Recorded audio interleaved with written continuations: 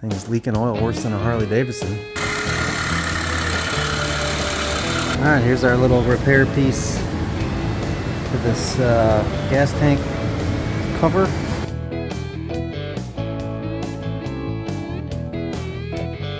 Oh man, what is underneath here? Oh, if I could just give you a peek.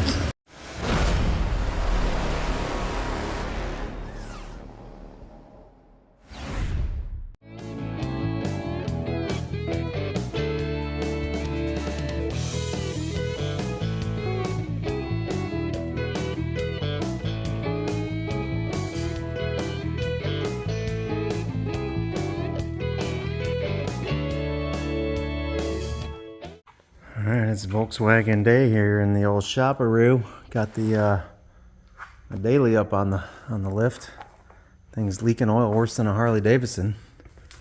I mean, it's like this thing is freaking soaked and it leaves about a 5-inch diameter oil spot on the ground every day. So I gotta figure out what's going on there. I think it's the oil pan. And I got this issue I gotta think about here. This sheet metal, we're pinched here and I got like a 3/8 to 1/2 inch gap here on this sheet metal. So that's not good.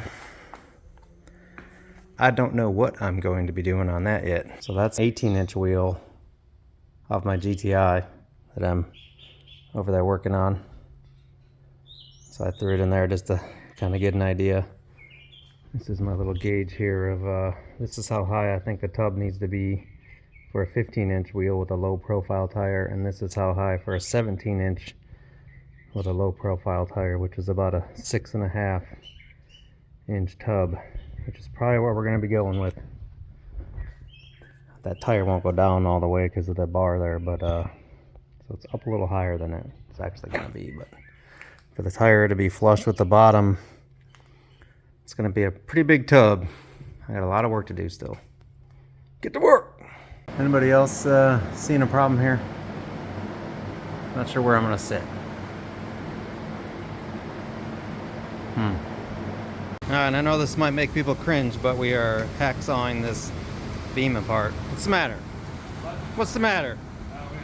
Vent blade.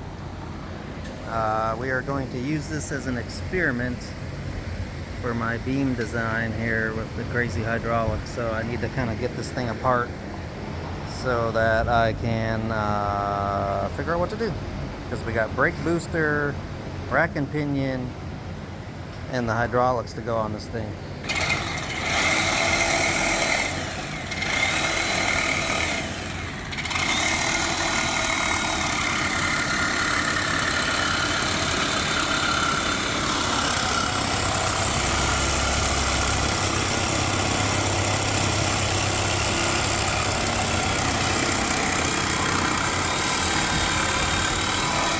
Alright, here's our little repair piece for this gas tank cover. I got it fitting in pretty good. I'll tack it, hammer it a little bit, and we're good to go.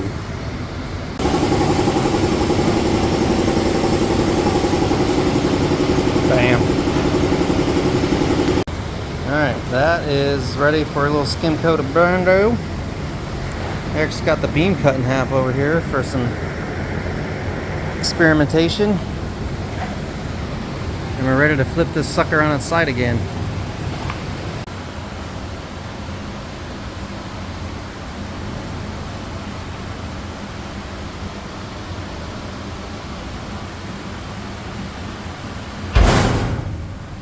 Well, burp.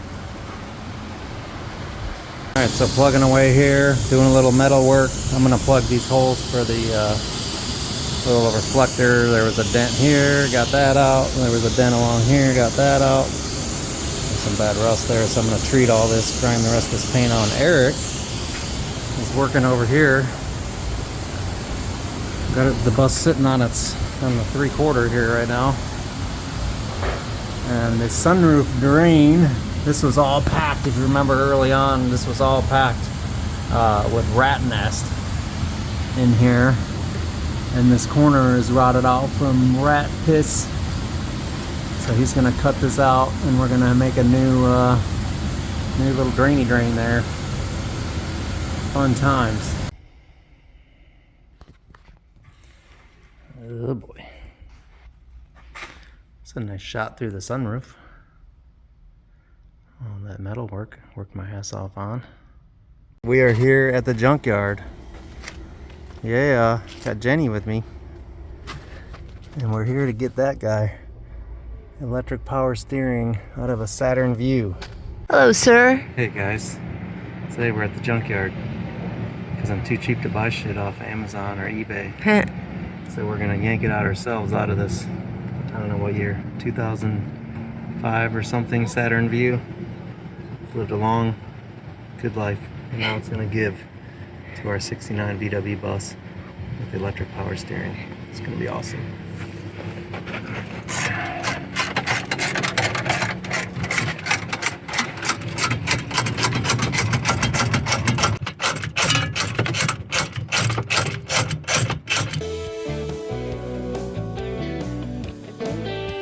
Got it. Yay. Alright. All right. One electric power steering unit. Easy peasy. Scored. We got a Toyota Prius steering thing, a little bit different. This one doesn't have the control module. The old GTI here. And then the Saturn Vue, which has the control box module built right on it. So we'll see which one.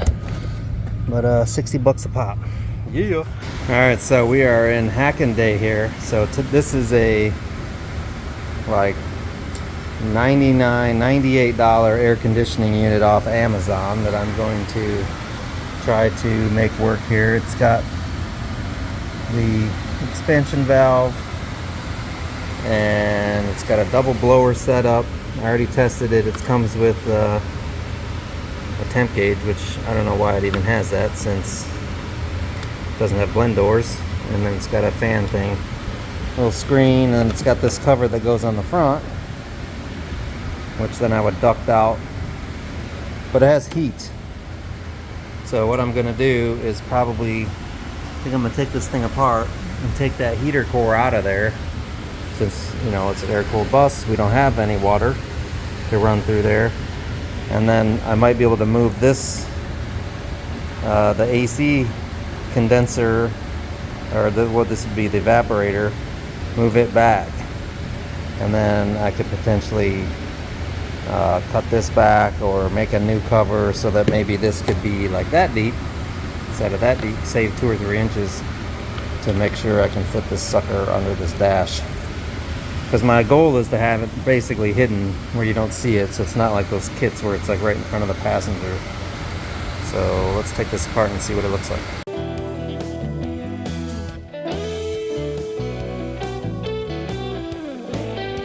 Alright, well that blew that idea, because this the heater core and the evaporator core are one unit. I was thinking that they were 2 separate units where I could just pop that heater one out. There was other units available, and they were actually cheaper because, you know, I suppose they don't have this on it, but they didn't have the 6-hold panel in the front. It had like the with the little vents and stuff, which I didn't want. So I guess I'll just go ahead and straighten up some of these little guys here real quick and then put it back together. Pretty simple, just a little motor. It's literally on like a little rubber band thing that's pinched in between the housing here, and just blows air over it. There is nothing too exciting about this. Basically your Freon just goes and passes back through here, and I wonder if I actually need an expansion valve.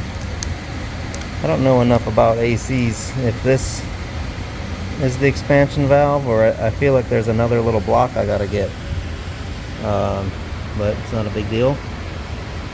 Alright, well, there is some space here, so if I needed to get some more space, I could even make my own housing, you know, weld up a housing that this thing all fits in, and maybe just use this back part. So we'll see. Interesting anyways. Oh man, what is underneath here? Oh, if I could just give you a peek. Oh, come on. Oh.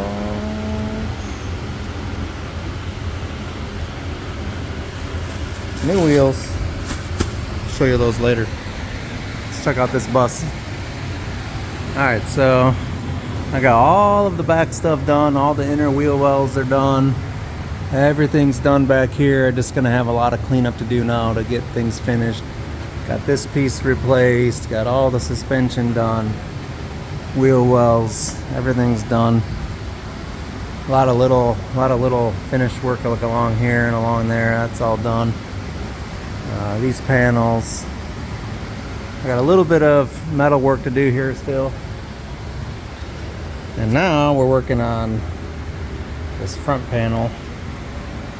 And I'm working on this front end design here. So I cut my beam apart. I'm gonna be salvaging these tubes out, I think. And this is the bottom. This was the top tube, which I'm now kind of mocking up to use as my bottom tube. And the other tube's gonna go up here. I'm basically doing like a 7-inch beam raise. And so I'm kind of seeing where, like, this is the shifter tube, where I got clearance there. I got this rack and pinion that's gonna go up here somewhere like that. And then I got the Saturn View power steering, electric power steering that's gotta fit up in here somewhere. So I'm trying to I'm putting stuff in here to kind of mock things up to see where things are gonna go. But right now I'm gonna get in here and cut this floor out, because basically I'm gonna have top access to the hydraulic suspension, because 2 hydraulic rams have to go in here. So I'm gonna be cut this floor out. So basically up in here we got brake booster, rack and pinion, 2 hydraulic rams, and then all the linkages to control the suspension up and down have to fit up in here. Basically it's 25 by about a 24-inch box. So I got a lot of design work to do, so it's kind of hard to get it all designed. I've been modeling it up on the computer, but sometimes just actual physical stuff is a lot better to kind of see exactly what needs to be done. So I'm gonna get this floor cut out and we'll see what's up.